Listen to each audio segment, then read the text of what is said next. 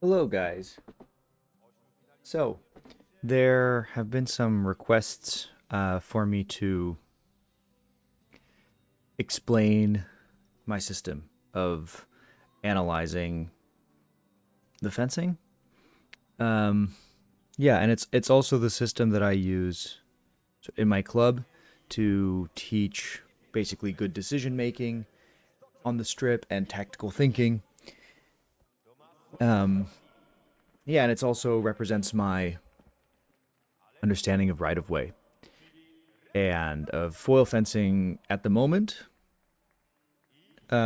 Yeah, but also at all, actually, because I've been trying to analyze fencing for a long time now, and I've never been happy with the systems that I've either come across or have tried to invent myself. Because what would happen is I would have my sheet in front of me with my sort of list of actions or list of things that I thought was important, whether the attack is long or short, whether the attack is with beat or without the beat, whether the touch is happening in the middle of the strip or at the one of the ends of the strip or somewhere else. And I never was really satisfied with how my options matched up with the fencing that I was actually watching. So, for example, the fencers would do something, and I just simply didn't have that box on my sheet of paper to check. So then I would have to like describe it, and then in describing it, I still didn't have the feeling that what I was describing was really the thing that mattered. And so I thought about how if I describe something, then the thing that I describe should imply a a solution from the other side. Okay, and that's how I um, developed these tactical wheels, which are not my invention. Okay, as a concept, absolutely not. These are very very old concepts, but I've sort of reorganized the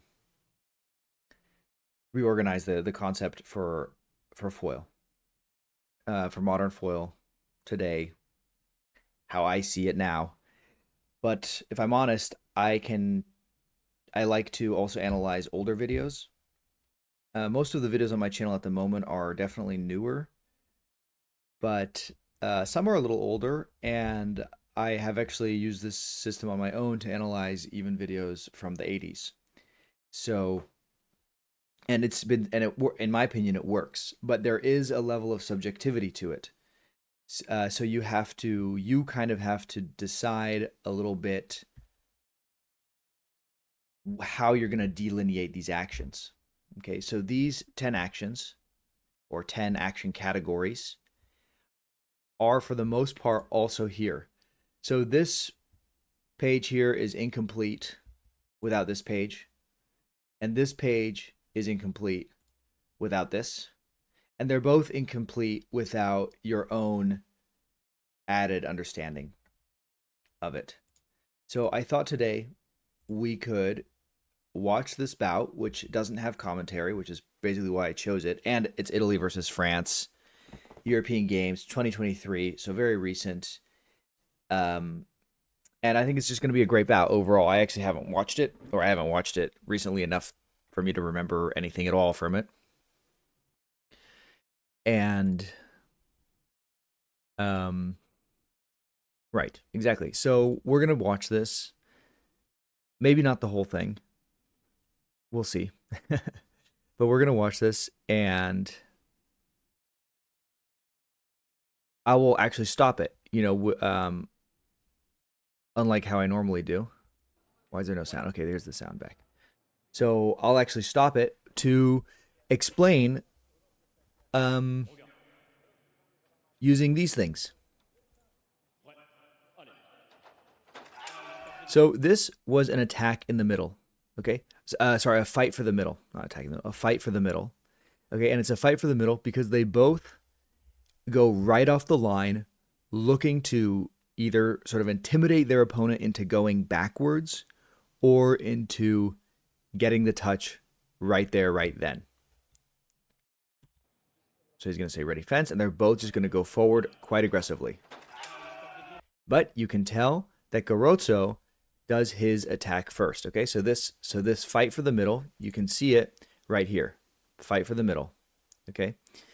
And in the fight for the middle, it's basically a Rochambeau. So you've got the direct attack, the parry riposte, and the compound attack.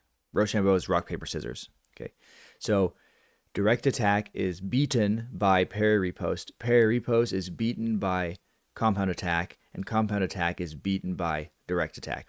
And beaten is not really the right word. The right word is actually has an advantage over. And that's something I definitely need to make clear here as well.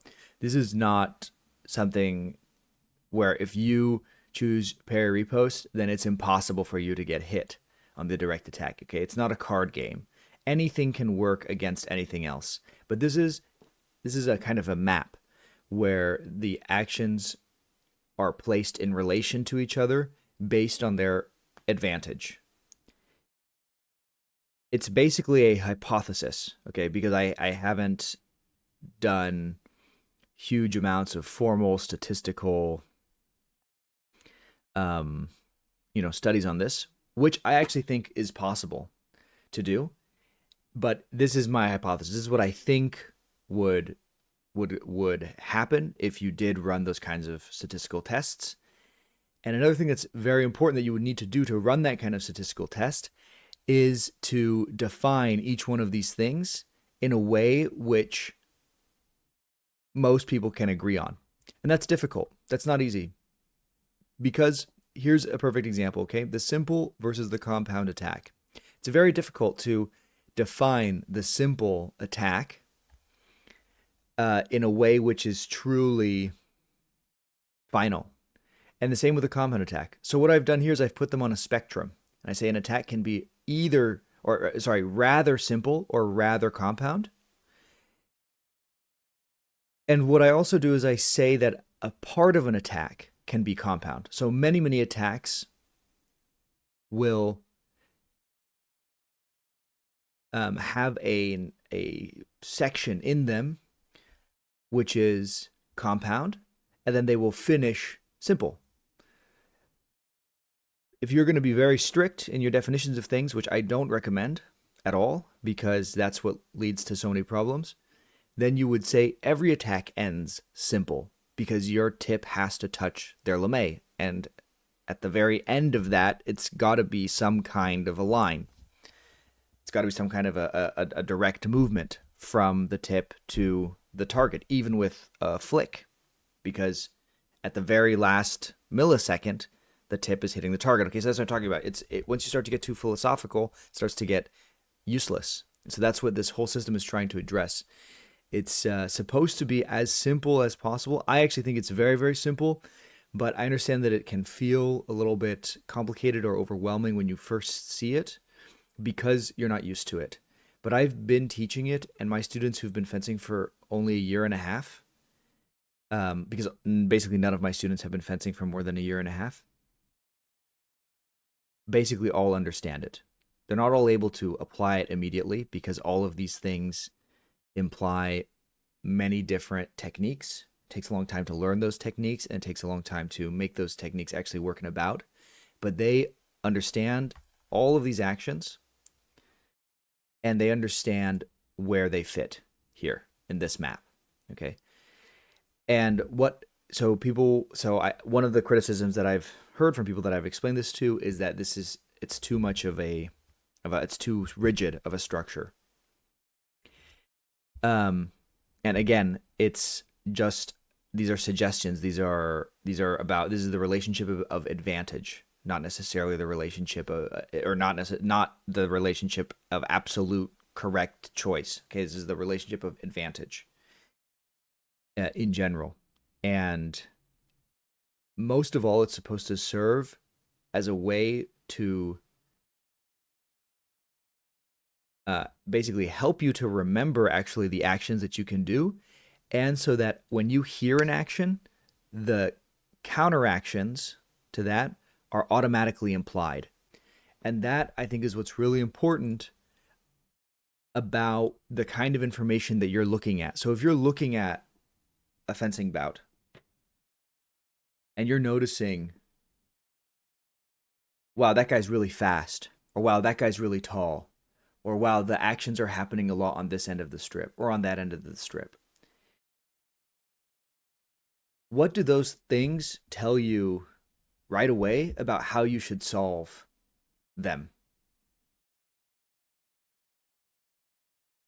I don't feel that they tell you all that much because of all of the fencing that I've seen. Every time I've tried to notice those things, or a bunch of other things, those are just examples off the top of my head. There's a bunch of other things that I've tried to notice throughout my life, which didn't really hold a lot of sort of predictive value, or they didn't immediately imply what the solution would be. But these lists of actions here does, in my opinion, and it does because I've organized them in here, and I've from the bouts that I've watched and also fenced, this is the closest I've gotten to something that makes sense. And my main problem, as I said before, did I say before? I don't know, but my main problem was that I would watch the fencing and I couldn't, I didn't know which box to tick. I think I did say that, yeah. And this has solved that problem. Basically, when I watch fencing now, I always know which box to tick, and that is such an incredible feeling for me personally. Maybe all you guys don't have that problem, and chapeau to you, absolutely. But if you do have that problem, then this is how I've solved it for me. And if you apply it, I think you can solve it for you too. But we're just gonna have to see. So, in any case, what happened here? We'll watch it one more time. Is a fight for the middle. Poti pulled his arm back too long, so he was compounding his attack, hoping that Garotso would basically start searching for the blade. And Garotso saw that he was doing that, and so Garotso finished direct. So he chose direct attack, he chose compound attack, and the situation was fight for the middle. The fact that Garotso won the middle right now means that Poti either has to accept that Garotso has won the middle and is now has to go back. So in this next touch, right, Poti could fight for the middle again, but the information from the previous touch shows him that he will lose the middle. Not necessarily because it's just one touch. Like Poti could keep trying in the middle, but at a certain point, if Garotso just keeps winning the middle, then Garotso gets to choose who attacks and who defends, because then Garotso can just take a few steps forward. Poti will take one step forward and realize, man, I've lost the last three touches in the middle. I have to go back. So let's see what Poti decides. Is he going to try again the same situation to turn the same situation around, or is he going to opt for changing the situation? And in this case, it would mean most likely to defend.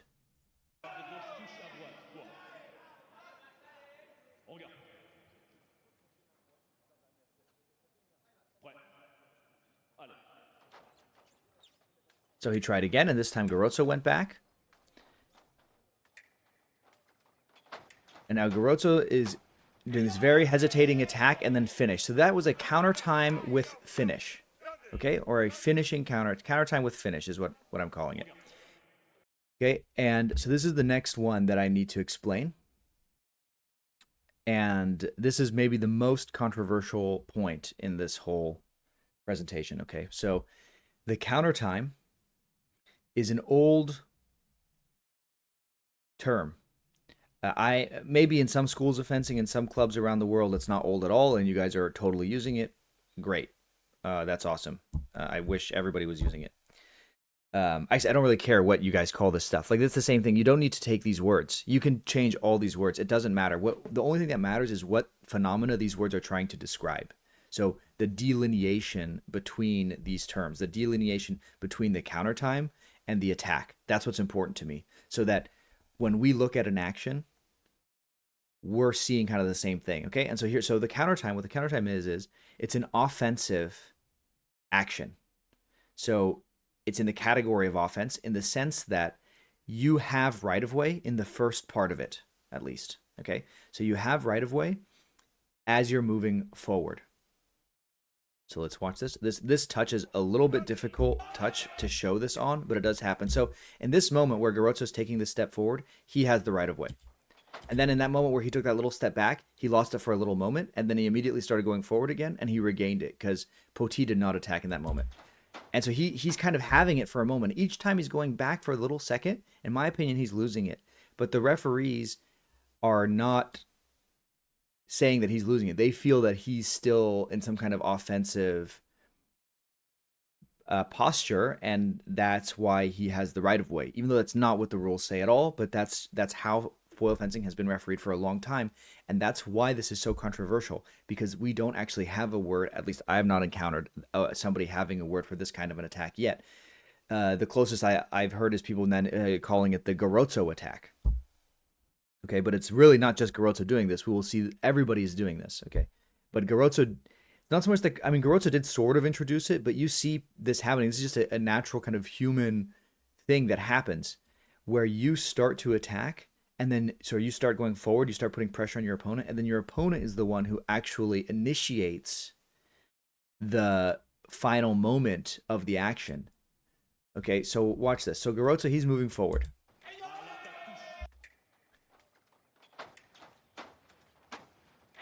But who actually started to accelerate to the touch?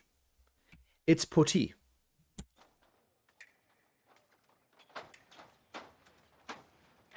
You see that? Poti starts accelerating to the touch. Garotso is baiting him. He's putting pressure. He's baiting him. And then Poti accelerates into the touch. And the referee gives it to Garotso. Okay? And the reason the referees generally give for this, they say he didn't stop. Garotso didn't stop. Okay? But the thing is, that doesn't really matter. Well, first of all, I do think he stopped. And second of all, it doesn't matter if he stopped or not, because you can tell that Poti is the one initiating the final action. And so that Garotso's movement to the touch, his final commitment to the touch, is in reaction to Poti's attack in preparation. Is really what Poti is doing. It's an attack in preparation. But the problem is that attack in preparation has right of way. It's an action which has right of way. There. So, and so if Poti had done an attack in preparation, he would have to get the touch. So what Poti did in the mind of the referee was a counterattack, not an attack in preparation, which is why Garotso gets the touch. Okay, so Garotso did a counter time with finish. So what a counter time is that you put pressure on your opponent begins their counterattack or attack in preparation before you start the end of your attack, before you commit fully to the attack. And so counter time is a counterattack action, okay? And my theory for where this comes from, there's probably some fencing scholars who know the etymology of this stuff a little better, but I'm still going to say this theory because it's kind of what I'm basing my reasoning for using this term off of. And anyway, I just like the term. I just think it sounds good. I think it's easy to differentiate it from the other terms acoustically. So when you're, when you're coaching your students on the strip and so on and so forth. So I'm probably going to keep this term, even if I find out that the etymology of it is not what I think it is. But if somebody suggests a better term, then I mean, of course, if there's a term that resonates more with me, then I'll take it. And like I said before, you guys are free to take whatever terms you want. Okay, the thing that I think is valuable here is the delineation. I mean, you can make whatever delineation you want as well. You can do whatever you want, but I feel that you'll lose value if you delineate it differently. Unless you, I mean, of course, I will be happy if somebody improves it even better. Then I'll use it right away. But at the moment, I just haven't seen that yet. So, right. So the counter time. Here's how you have to imagine it. I'm moving forward, putting pressure on my opponent. My opponent then commits to a counterattack or a attack in preparation. I then parry riposte. So, and the reason it's called counter time is because attacks in preparation and counterattacks used to be called attacks in time, and they or even like time attacks, okay, depending on kind of the language and the translation and what they were called in those languages and stuff like that. Okay, so attacks in preparation and counterattacks are classed as attacks in time, at least in some schools of fencing. And so the counter time is just leading. It's just omitting the word attack after time, right? So actually, it could also be called counter time attack. So it's a counter to the time attack. Okay, so it's not, yeah. So it's the thing which defeats the attack in preparation and the counter attack. And so you bait the counter attack or the attack in preparation, and then you do either the parry riposte, or generally by stopping or even going back a small step and then parry riposte. But it definitely happens a lot where you don't stop at all and don't go back at all and you just continue forward. And when that happens, it's sometimes a little bit hard to differentiate from an attaque au fer or a beat attack or a prise de fer. And those words all mean same and different things depending on where you are. So the but the difference between the beat attack or the attaque au fer and the counter time with parry riposte is that in the attaque au fer or in the beat attack, you are attacking their blade before they've committed to their counterattack or attack in preparation. Whereas so you're not reacting to them, you're the one imposing your action on them. Whereas the counter time is always in reaction to a defensive commitment on their part, which, by the way, can also be a feint. These actions are not about reading the minds of the fencers. It's about describing what is actually happening.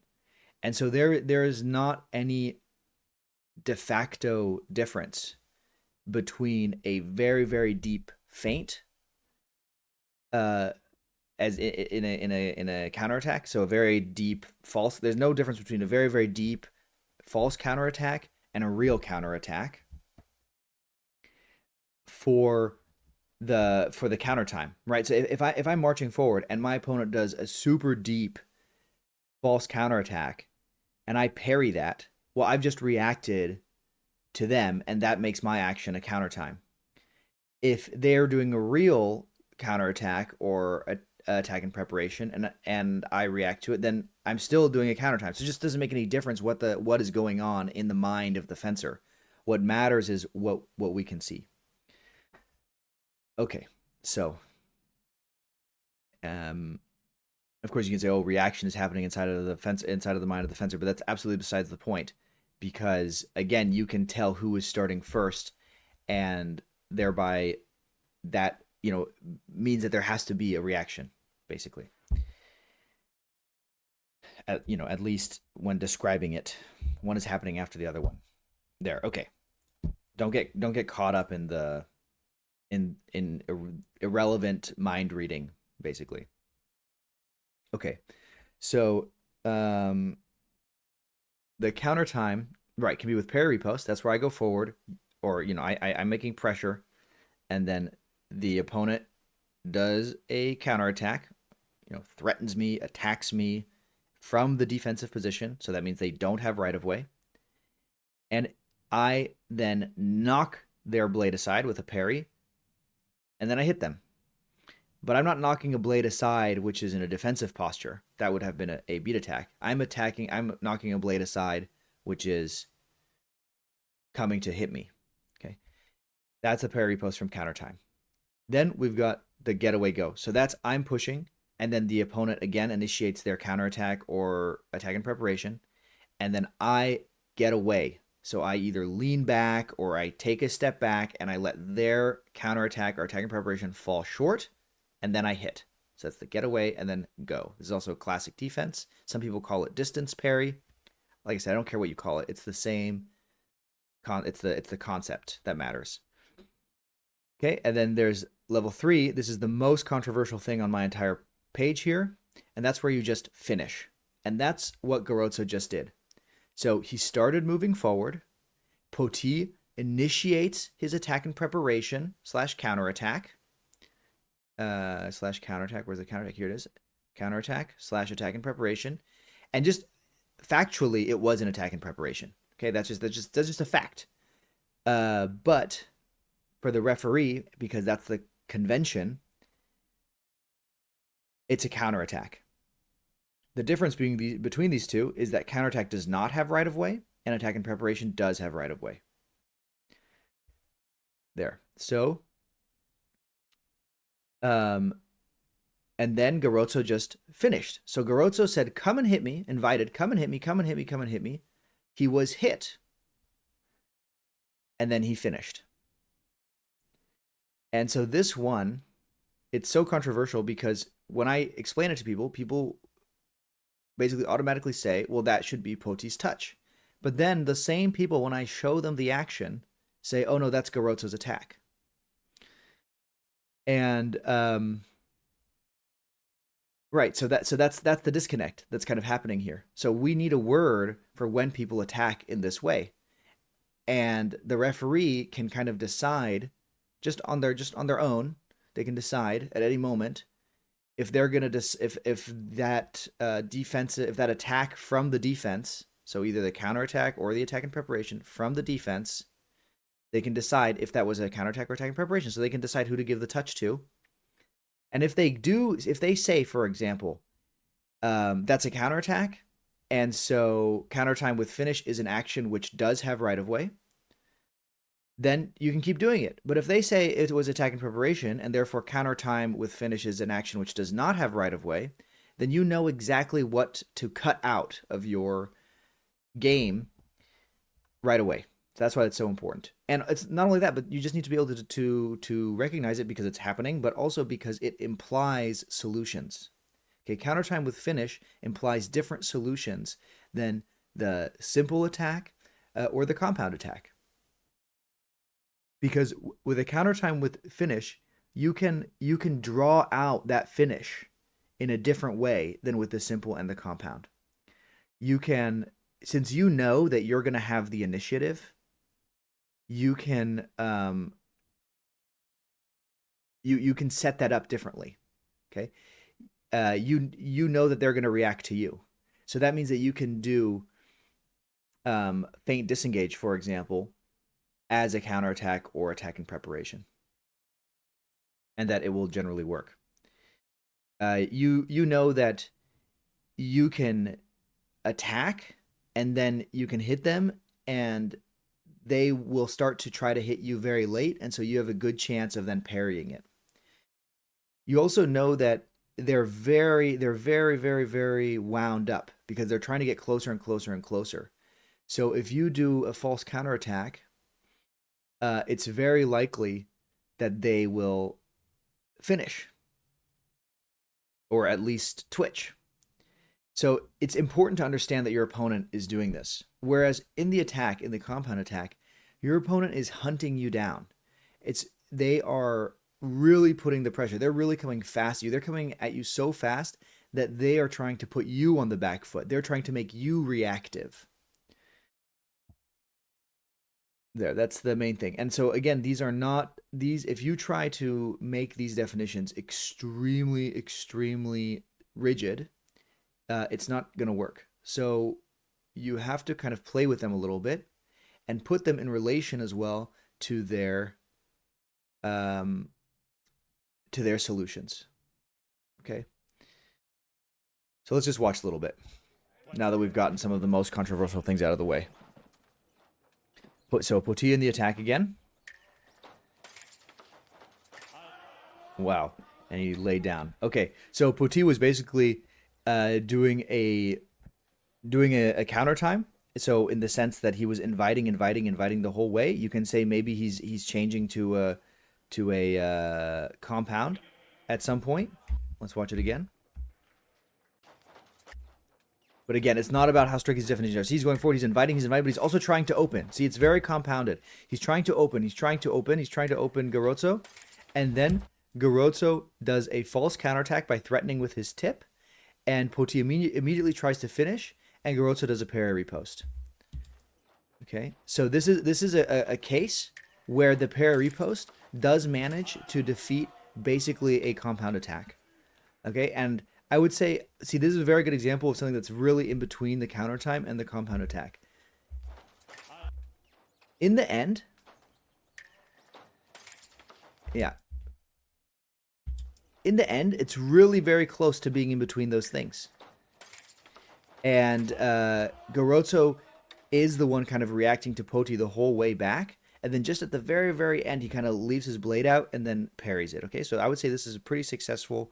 Garotso does a parry riposte against a compound attack, which is not the right solution, but it does work. That's very important to remember. It's everything can work against everything else. Here's the compound attack. The compound attack actually defeats the parry riposte and is defeated by the counterattack. Okay, but that very, very last moment where he did a false counterattack and then did parry riposte, yeah, that's the main reason it worked. And so what does this mean? So what is this? So why is this all important? Why am I just talking about this? So this means for Poti that he needs to kind of change his game. And so what can he do? You know, he can try to compound his attack even more, because ultimately he got hit by the parry riposte. So the compound attack basically should work. So he could like try again and then put a disengage at the very end of it where he got parried. Or what else beats the parry riposte is the second intention with counter parry riposte. So he could also try that. Or he could say, this whole situation is not working for me. I've been hit once in the middle, and I've been hit twice when I was attacking. So you could say, you know what, maybe it's time for me to get the hint and go into defense. Or not, or not. That's not necessarily my advice to him in this case. Garotso is very, very powerful in the attack.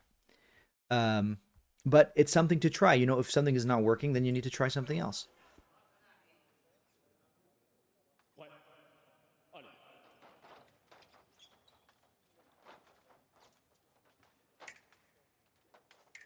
So see, Garotso is doing this little. For me, this is a bit of a counter time. Anytime that's a bit of a counter time from Poti. Anytime they're really passively baiting. Here we go. It's counter time. It used to be called preparation, and I would be happy to call it preparation if when somebody attacks into it, that attack gets called an attack in preparation. And as long as that's not happening, and I don't see it ever happening, we need a different word to describe what's going on here. Because if that's preparation, then Poti can do a lunge and hit it, and it will be his. But he can't. And the proof is that he doesn't. And the even more proof is that second touch. Parry riposte again. So again, he got the parry riposte, but this time in the infighting. Okay, and again, when we go here, we see infighting with parry riposte. Okay, and what kind of an attack did Poti do? It honestly looks similar to the one before, so it looks to me like Poti is having a really hard time getting through Garotso's parry riposte. See, so he's counter time, and then compound, and then he got parried. Watch, so counter time, compound, and then he gets parried. Riposte. And he didn't put a disengage at the end of that, And for me, it's compound because he's trying to force his way in there. He's not waiting to get hit. And what is Garotso doing actually? Garotso is doing basically a parry riposte with step forward. There it is. Parry riposte forward, okay? And parry riposte forward is a great solution to this kind of slow pushing attack. And where is it? Parry riposte going forward. Okay, so these to me are the things that matter. This is the stuff that noticing matters. It matters that you notice the parry riposte, and it matters that you notice it going forward. This happened twice already. So Poti needs to realize that he should either finish from like further away, or add a disengage at the end, or be really ready for the infighting. Of course, at a certain point, it becomes like too much for it to be useful. But Poti knows what is useful, especially if he probably has this kind of system just instinctually. But I find that instincts can be educated. This was a compound attack, absolute compound attack. He's really not, and Garoto is just really dedicated to the parry.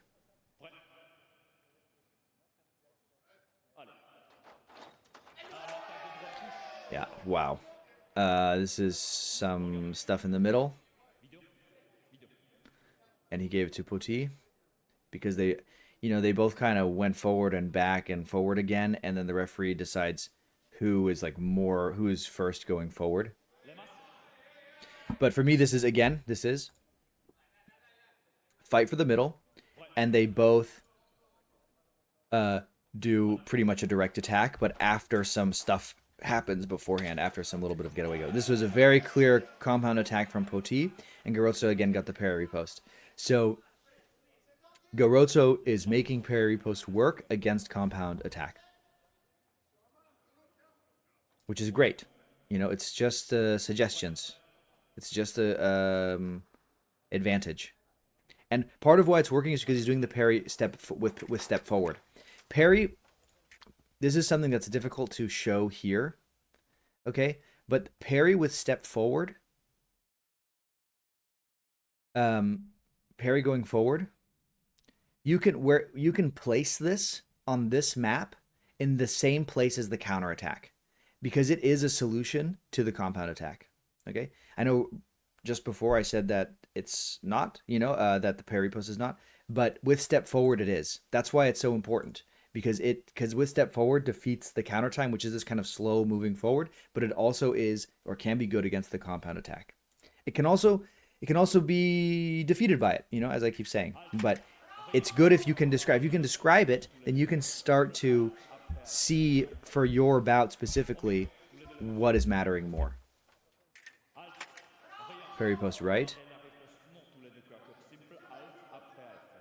Okay, he's saying it's after halt, but this is very nice from Poti. He solved the infighting problem. So last time when they had the infighting, Garoto got that touch right there, right at that moment, right where he switches from the front to trying to hit the back. He got that last time, and this time Poti's ready for it, and he parry reposts it in such a cool way.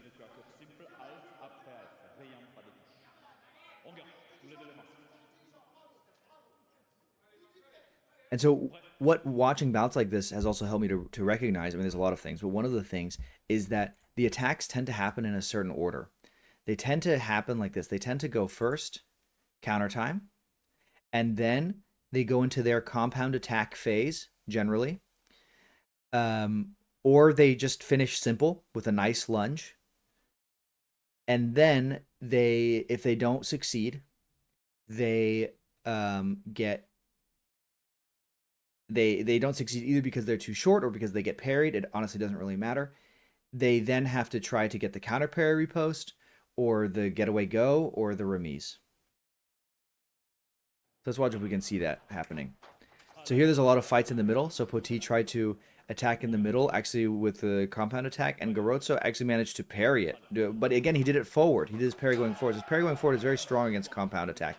And then this is for me again just kind of like I call it right of way touches sometimes. The right of way touch is, funnily enough, not actually on this list. Maybe I should add it. And it is for exactly this kind of case where, in my opinion, it's actually simultaneous. Maybe if I would watch it 10 times, I could convince myself it was one side or the other. But ultimately, that's a right of way touch. And that probably does need to get on here as well in green. Right of way touch. And the reason I hadn't added it so far is because this counter time was doing a lot of the heavy lifting for me. And that last touch, if you do decide to give it to one fencer, then ultimately it gets called a getaway go. So this right of way touch, I don't even know what that would, that would basically mean when I think it's a simultaneous, but the referee thinks it's not. Because if you look at it closely and decide it's one of these guys' touches, then you have to say it's a getaway go. So let's see if Garoto does a getaway go here. Yeah, it's because so Garoto goes forward, and then Poti searches as Garoto is going back. So yeah, so he kind of does a getaway go here, but he gets away from Poti's search more than anything. That's so funny. Yeah, such an interesting situation. But yeah, that's kind of why I call it a right-of-way touch, because there's a lot of things going on here. Like, yeah. Yeah, but I guess it's kind of a getaway go. I don't really know. Kind of a crazy situation. So there you go. There's a situation that's not on the page. Kind of. Yeah. Honestly, for me, I guess it's a getaway go. It's a getaway go. Because the getaway go, immediately implies some counteractions in some way. So it in this case, it implies for Poti that if he sort of starts an attack and gives up the attack and then is starting again, and Garoto is sort of doing all of that stuff too, or his opponent is doing all of that stuff too, it means that it's very unsafe. It means that the referee is just going to kind of give it to whoever he wants to. Or that, I mean, I understand why the referee gave it to Garoto in this one. Okay, I understand why. It's because Poti searches in that moment, but still, understanding that that Garoto is basically doing a getaway go here, it makes it so that Poti needs to be much more careful in these kinds of situations. So going forward, back, forward, and Garoto is doing the same thing. Garoto's going forward, back, forward, and so it just means be more careful in these situations. Don't go in like this. You can tell that he's kind of reacting to it. You can tell that he knows he messed up there when he took the parry. There. But at the same time, it just looks like he's finishing. Oh, no, it's the second one. It's the second one. See, his hand, it goes down into 4, back up, and then back down and around. Yeah. Anyway, but again, this is basically a getaway go by, it's a getaway go by Garoto. He went forward. Garoto went, they dared each other. They both went back, and then they both went forward, and Garoto was faster on the take. Maybe a footwork touch. But also when you see how the referee do their hand signals, it also becomes more clear, because you'll see basically attack from the left, no, and you'll see the hand signal go for no. And then attack from the right, no, and then it'll be attack from the left, touch. And then Poti will will say something, and then the referee will say, your attack was too late, making it a counterattack, or the fact that you had the right of way, but then you stopped and searched. And in that way also, your attack then finishes short, making what Garoto did attack and getaway go. So Maki he loves counter time, and I really like how he fences counter time. So he's pushing, and he's always actually looking to find the blade and then finish. But here he just tried to finish. So here he just tries to go counter time and then finish. There, parry repost by Maki in the middle.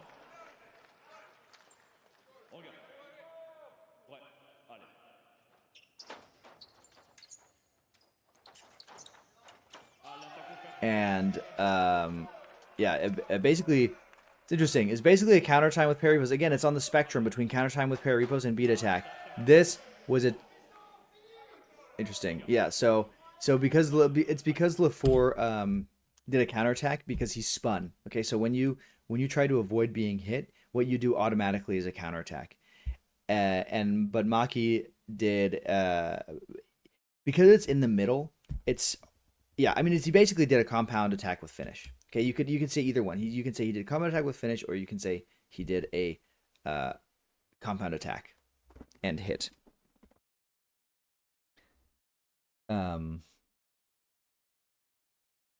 Yeah, in this case, because he's coming forward so aggressively.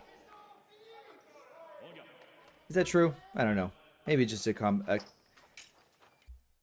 was just a nice sort of beat attack. Oh, okay, well, that's the end.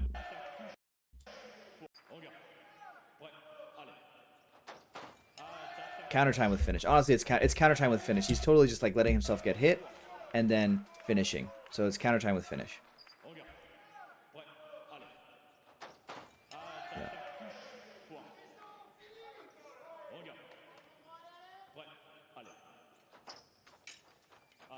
Yeah, this time again, kind of a counter time with finish. Okay, it's subtle. It's subtle, but what he goes forward. He stops. LeFort is going to basically do an attack and prep, and Maki is very early, right away, going to parry post it.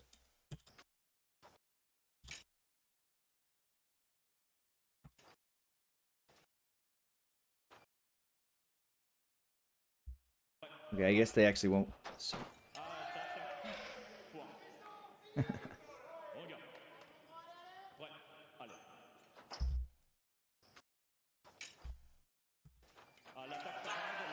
Okay, they actually just both went for the blade. Interesting. I wonder who is on top of the blade. Yeah, they both went for the blade, and then Maki finishes. Yeah. So, you know, of course, it's a little bit like embarrassing in this moment or whatever to see, to have difficulties like telling these actions apart right after I say they're like as clear as possible. Which it shows two things. I mean, it shows that the system is not perfect, I suppose, even though I feel that it's pretty good. I mean, it's real way better than everything else I'd previously used or tried out, also from other people. But also that it's just quite difficult to hold these types of actions apart, and which is why I think it's important not to beat yourself up about it. Like what's important is to identify things which suggest solutions. And that in that last action, it was they fought for the middle, they both went for the blade, and Maki got it. That is something that both fencers can immediately build on.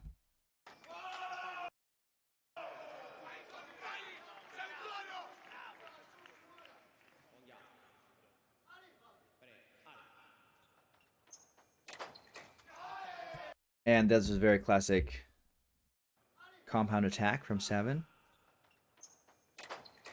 Boom. See, he's not waiting for Marini to hit him and then he hits. He's opening Marini and then hitting.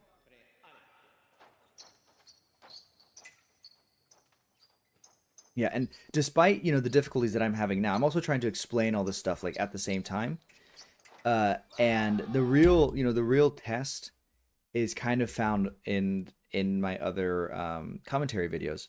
The ones I've done so far to a certain extent, but of course I'm always sort of developing the system a bit. So more probably in the ones that I'm going to continue doing. But I mean, I've already even in the ones I've been doing so far, I mentioned counter time a lot. I explain it many times. Um, the main thing is that you should see that I'm always using these same words. So these are the words that I'm using to describe the fencing like 90%. Okay, and the last 10% are add-on words, but this is the main stuff. This is basically, I think that if an AI could notice this stuff and categorize it and do statistics on it, this is basically the stuff that would be the most important, that you could do the most with as a fencer. Okay, I think that's kind of it for today. Feel free to look at this stuff. Um, and use it.